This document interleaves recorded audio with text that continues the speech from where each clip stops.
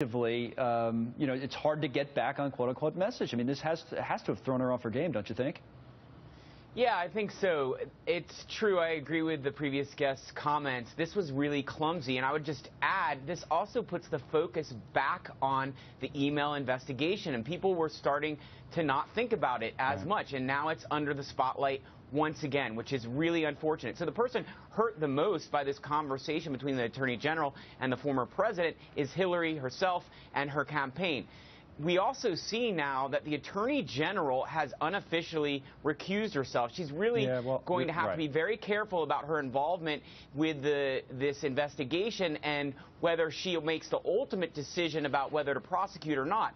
Up till now, even the most ardent opponents of Hillary would acknowledge that the Attorney General is the one who has the right to make that final decision. Now, that's also in question, which leaves the Department of Justice having to make the decision with people who are below the Attorney General, who have less political clout, political support, and may not have the same political courage to make the right decision. So I wonder how that, what David is talking about, Susan, changes the odds of something actually happening in this case in terms of an indictment, because he's right to describe it as an unofficial recusal. She did not recuse herself from the case, but she said she would accept the recommendation of the career prosecutor. So whatever they say, she claims, that's what she's going to go with. Do you think an indictment of Hillary Clinton is now more likely?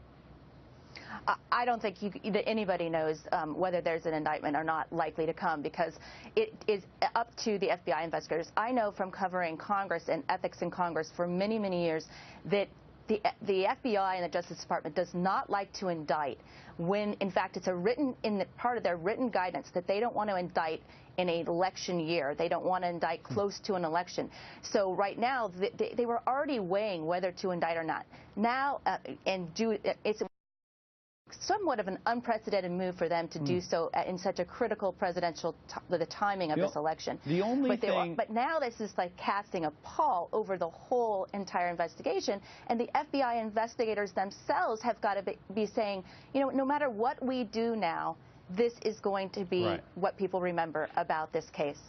True, and that's the only thing. That's the thing, David, just to wrap this up real quick, is that from what we're hearing, we've reported it, Brett Baer and others have said, there are a lot of people inside the FBI that have looked at this and they are not happy. I mean, they are, and now they have this, it maybe changes the dynamic. You don't think it makes an indictment more likely, or do you, what's your take on it?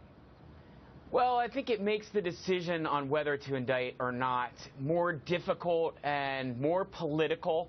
I'm not sure it will ultimately impact those who have to make the decision, but it certainly takes the Attorney General out of the equation in many ways. And if she were one who were going to overrule a recommendation for indictment, that in that sense, possibly, it does make it more likely. I still think it's unlikely that she'll be indicted, but the Hillary Clinton campaign and President Clinton should be treating this as a possibility and should be very careful in the future to treat it as a possibility furthermore, until we have a final decision on whether the prosecution goes forward or not. Well, one thing's for sure, it is the story of the day. No matter what Hillary Clinton tweets about and where Donald Trump's products are made, this is the story that everybody's talking about, including us. So, Susan and David, thank you very much. We appreciate you coming.